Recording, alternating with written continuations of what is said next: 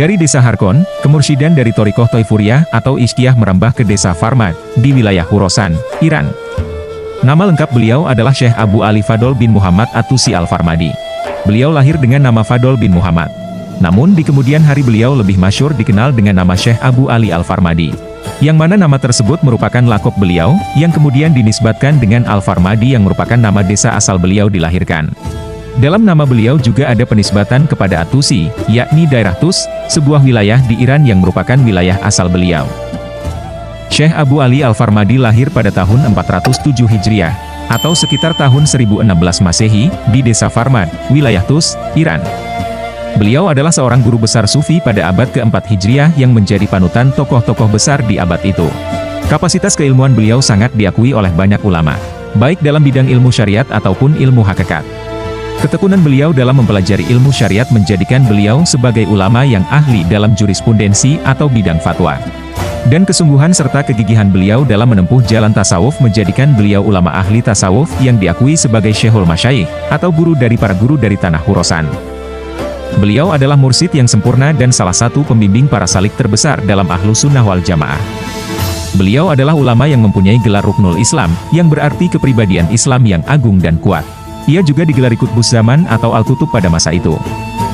Beliau mewarisi kemursyiden dari Syekh Abul Hasan Al-Harqoni melalui jalan Uwaisi atau pertemuan ruhani. Yang mana, Syekh Abul Hasan mewarisi kemursyiden dari Imam Abu Yazid Al-Bustami. Imam Abu Yazid Al-Bustami mewarisi kemursyiden dari Imam Ja'far Shodiq, yang mewarisi dari Imam Qasim bin Muhammad bin Abu Bakar, yang mewarisi dari Sayyidina Salman Al-Farisi, yang mewarisi dari Sayyidina Abu Bakar As-Siddiq, yang mewarisi dari Rasulullah Muhammad Shallallahu Alaihi Wasallam. Dalam tatanan Thorikoh Naqsyabandiyah, beliau tercatat sebagai ahli silsilah ke-7 sanad kemursyiden Thorikoh Naqsyabandiyah.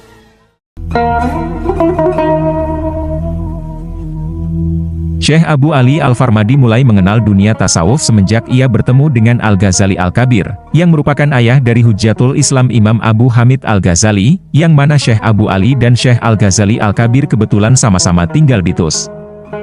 Minat Syekh Abu Ali pada dunia mistisme semakin menggebu-gebu setelah ia makin mengembara di savana sufi dan menemukan berbagai macam keindahan di dalamnya.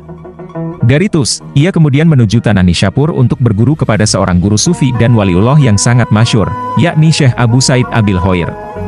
Suatu hari, Syekh Abu Ali mendengar bahwa Syekh Abu Said Abil Hoir baru pulang dari Mehnan dan mengadakan pertemuan dalam sebuah majlis. Syekh Abu Ali kemudian pergi menghadiri majlis tersebut. Di majlis itu ia dapat memandang wajah Syekh Abu Said Abil Hoir. Pandangan itu ternyata mendatangkan cinta di hati Syekh Abu Ali. Ia sangat terpesona dengan cahaya keilahian yang terpancar dari Syekh Abu Said. Cinta itu semakin dalam, dan semakin menguatkan niat hatinya untuk menyelami lautan ilmu hakikat di samudera ilmu Syekh Abu Said. Diceritakan, pada suatu hari Syekh Abu Ali sedang duduk di madrasah tempat ia belajar. Tiba-tiba ia ingin sekali bertemu dengan gurunya. Padahal menurutnya waktu itu bukanlah waktu yang tepat untuk bertemu dengan sang guru. Lagi pula biasanya gurunya juga tidak akan keluar di jam-jam itu. Ia mencoba meredam keinginannya, namun ternyata ia tidak mampu menahannya. Meski ia merasa pesimis akan bisa bertemu dengan gurunya, ia tetap keluar berjalan kaki sekedar untuk mengikuti hasrat kerinduannya kepada sang guru yang tak mampu ia bendung. Sesampainya di alun-alun, ternyata ia melihat Syekh Abu Said sedang melakukan sima atau tarian sufi dengan diikuti oleh banyak muridnya. Syekh Abu Ali pun menghampiri majelis tersebut dan duduk menyaksikan dari belakang orang-orang yang melakukan sima. Ia duduk di tempat di mana Syekh Abu Said tidak bisa melihatnya. Saat sima berlangsung semakin hikmat, Syekh Abu Said diliputi oleh perasaan ekstasi yang tidak mampu ia kontrol. Mabuk cinta akan Tuhan yang ia rasakan semakin mendalam dan merasuki seluruh dimensi fisiknya. Dalam ekstasi itu, Syekh Abu Said sampai merobek-robek jubah yang ia pakai. Ia terus merobek jubahnya sambil membagikan satu persatu dari setiap robekannya pada tiap muridnya, sampai yang tersisa hanya lengan bajunya saja. Setelah sima selesai, Syekh Abu Said berkata, "Wahai Abu Ali At-Tusi, kamu ada di mana?" Syekh Abu Ali mendengar gurunya menyebut namanya. Namun ia tidak berani menjawab panggilan gurunya, karena ia berpikir bahwa yang dipanggil oleh gurunya bukanlah dirinya. Lagi pula ia merasa kalau Syekh Abu Said tidak pernah mengenal dirinya. Dan mungkin saja ada murid lain yang namanya sama dengan namanya. Syekh Abu Said mencoba memanggilnya kembali. Namun Syekh Abu Ali tetap tidak menjawabnya. Dan setelah 3 kali Syekh Abu Said memanggil namanya, orang di sekitarnya pun berkata bahwa yang dipanggil oleh sang Syekh adalah dirinya. Sadar akan hal itu, ia langsung bergegas menghadap sang guru.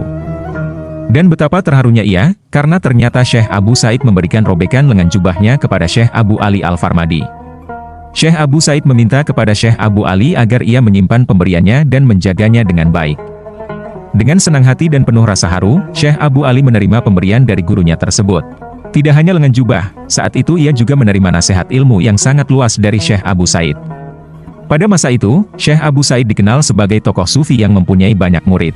Dari sekian banyak muridnya, 40 diantaranya adalah waliullah.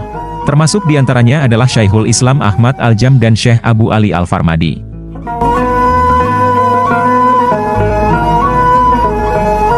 Setelah Syekh Abu Said meninggalkan Nishapur, Syekh Abu Ali kemudian berguru kepada Syekh Abdul Karim bin Hawazin bin Abdul Malik bin Tolhah bin Muhammad, atau yang lebih masyhur dikenal sebagai Imam Abul Qasim Al-Qusairi, seorang ulama besar tasawuf dan fikih di Nishapur yang banyak menulis kitab-kitab terkenal.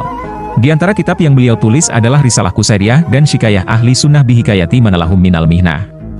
Syekh Abu Ali Al-Farmadi adalah pribadi yang berhati lembut dan sangat menjunjung tinggi akhlakul karimah.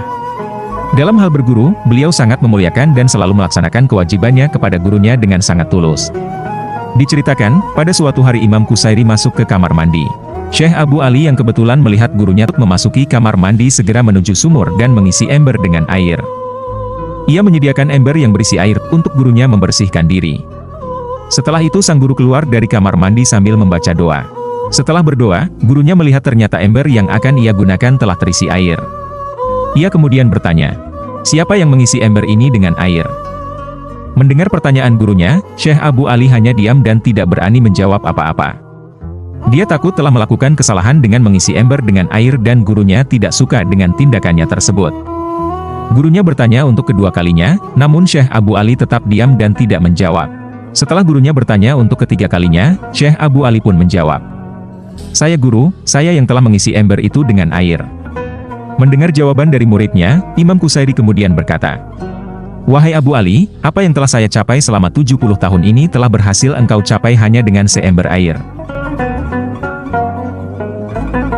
Kita bisa mengambil hikmah dari riwayat ini, bahwa ketulusan dan keikhlasan seorang murid dalam mengabdi kepada seorang guru, lebih utama dibanding usaha belajar bertahun-tahun.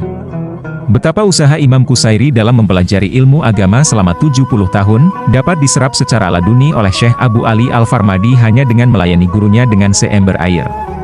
Sudah tentu penyebabnya bukanlah seember air tersebut, melainkan keikhlasan, pengagungan dan kesadaran makom sebagai seorang muridlah yang menjadi penyebab barokah ilmu tersebut dikaruniakan kepadanya.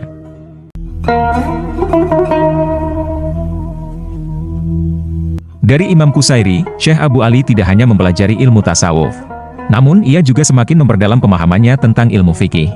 Dari Imam Qusairi pula ia semakin memahami bahwa fikih dan tasawuf adalah dua hal yang tidak dapat dipisahkan dan saling membutuhkan dan mendukung satu sama lain. Selama beberapa waktu, Syekh Abu Ali Al-Farmadi tetap berkhidmat kepada Imam Qusairi. Sampai suatu hari ia mengalami fenomena spiritual yang menurutnya aneh. Ia kemudian menghadap pada sang guru dan mengadukan fenomena spiritual yang ia alami. Ia berkata, "Wahai guru, aku telah mengalami kejadian spiritual yang aneh dan sama sekali tidak bisa aku pahami." Imam Qusairi kemudian berkata, "Wahai Abu Ali, perjalananku hanya bisa sampai di makom ini, dan aku tidak tahu apa yang akan terjadi selanjutnya." Mendengar kata-kata dari sang guru, Syekh Abu Ali berpikir bahwa ia harus mencari seorang guru yang mampu mengantarkan ia ke makom spiritual yang lebih tinggi lagi. Ia harus berguru kepada seorang pembimbing sejati, seorang mursyid yang kamil mukamil. Setelah menyelesaikan hikmatnya kepada Imam Qusairi, Syekh Abu Ali kemudian bertemu dengan Syekh Abul Qasim Al-Gurgoni, seorang ulama sufi agung yang berasal dari kota Gorgon, Provinsi Golistan, Iran.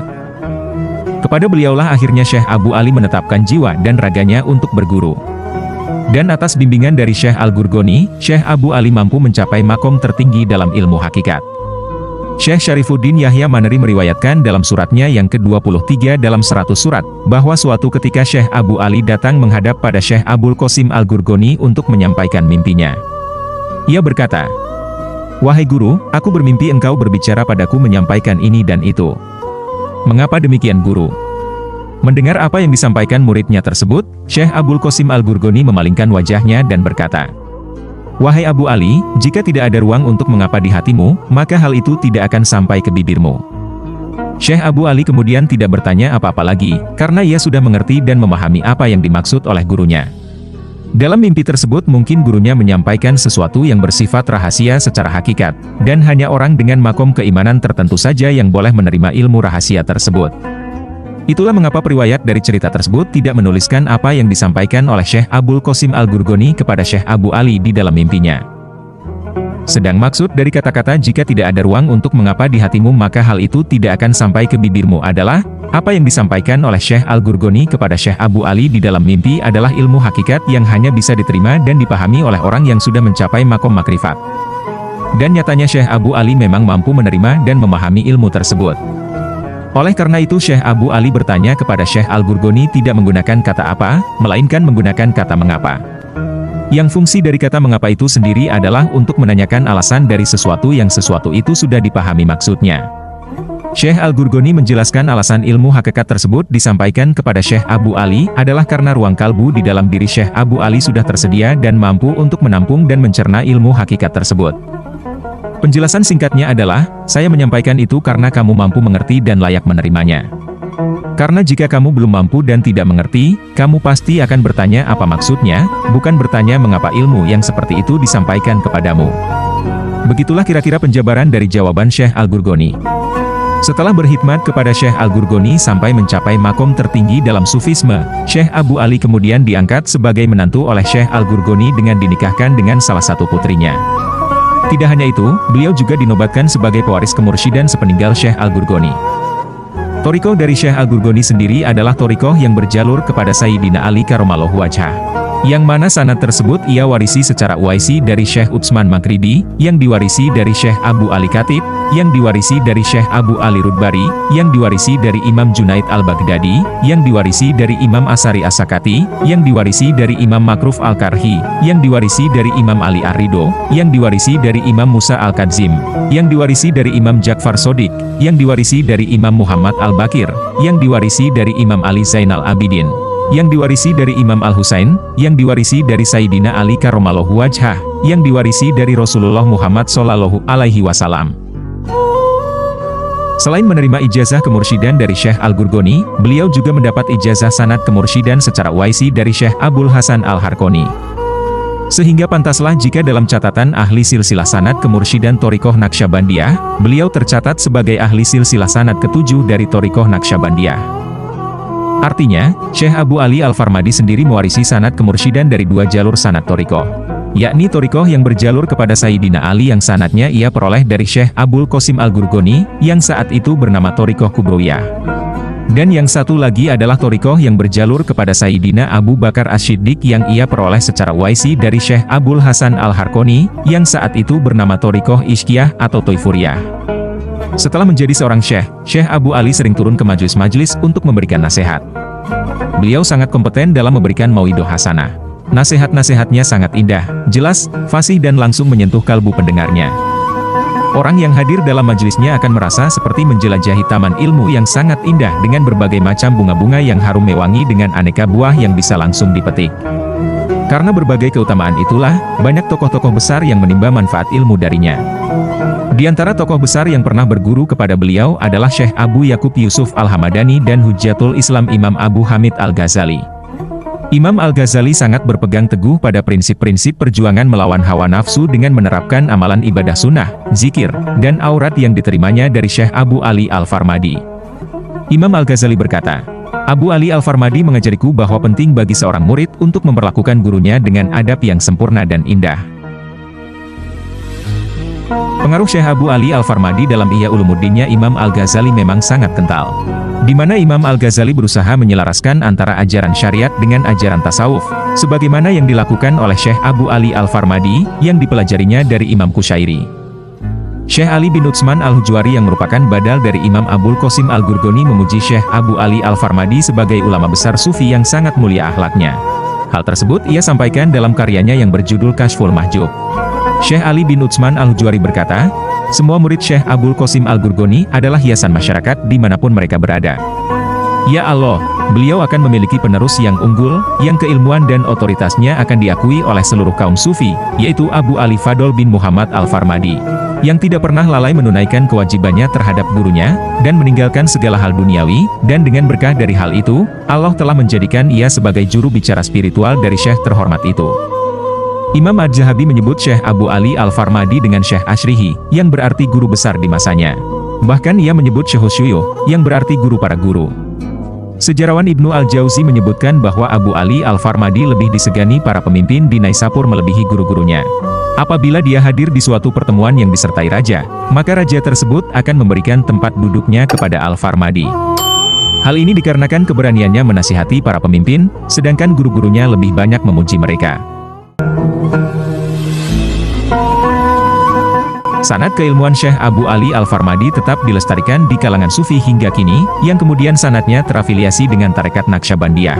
Oleh karena itu, tarekat Naqsyabandiyah yang ada dan berkembang pada saat ini adalah tarekat yang memiliki jalur sanad keilmuan melalui Syekh Abu Ali Al-Farmadi.